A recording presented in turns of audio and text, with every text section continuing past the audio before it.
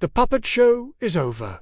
Israel pulls the strings, and America just watches. Welcome to the theater of power, where masks fall and shadows move louder than words. Donald Trump told the world to chill. Meanwhile, Benjamin "Baby" Netanyahu lit the match and torched diplomacy with Iran.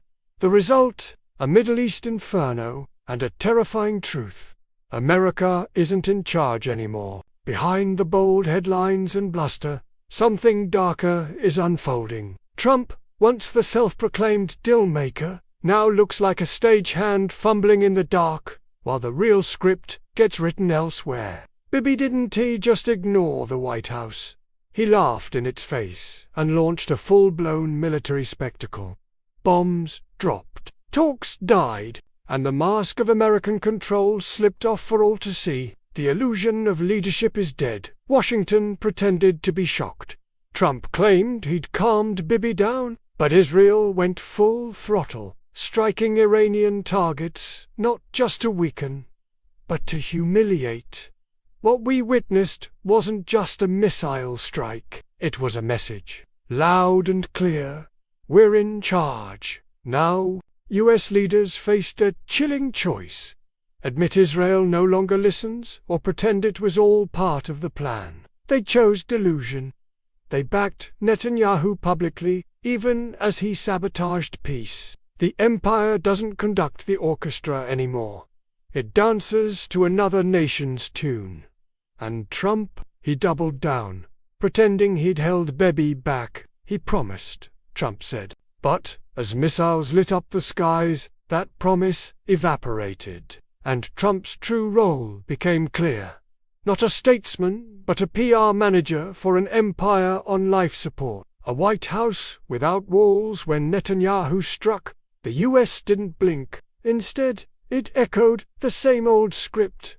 Israel has the right to defend itself. Even as diplomacy bled out in front of the cameras, Trump's lines changed daily. One day, he warned against escalation. The next, he barked threats at Iran. All the while, Netanyahu kept hitting targets, rewriting reality, and daring the world to challenge him. Even Axios and the Wall Street Journal spilled the truth. Israel lobbied for US involvement.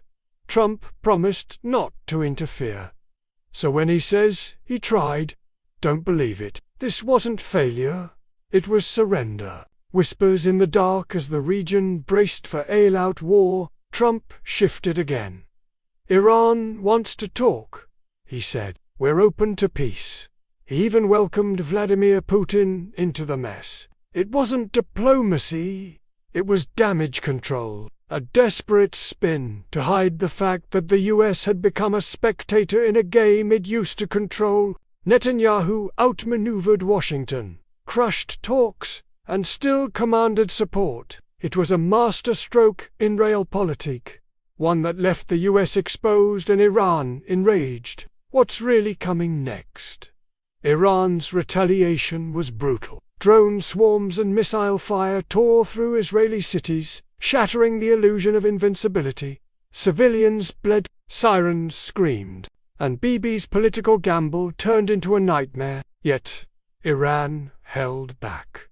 For now, inside Tehran, pressure simmers. The regime is hurting but stable. The prospect of new US talks dangles like a thread, fragile, flammable, but if they happen without Israel, Netanyahu could find himself isolated. But the shadow players emerge, and while the US stumbles, others rise. Turkey, Saudi Arabia, Qatar, the UAE quietly, they're moving, lobbying Washington, calming tensions, building new power webs. They don't want another war, not because they love peace, but because chaos threatens their survival. They're telling Washington what it used to tell them. Pull back, or everything burns. Because in this new world order, one thing is clear. The chaos isn't random. It's deliberate.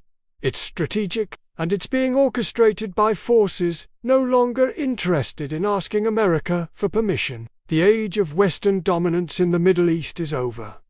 What rises from its ashes? Something darker, something colder, and far more dangerous. Well, that's all for now.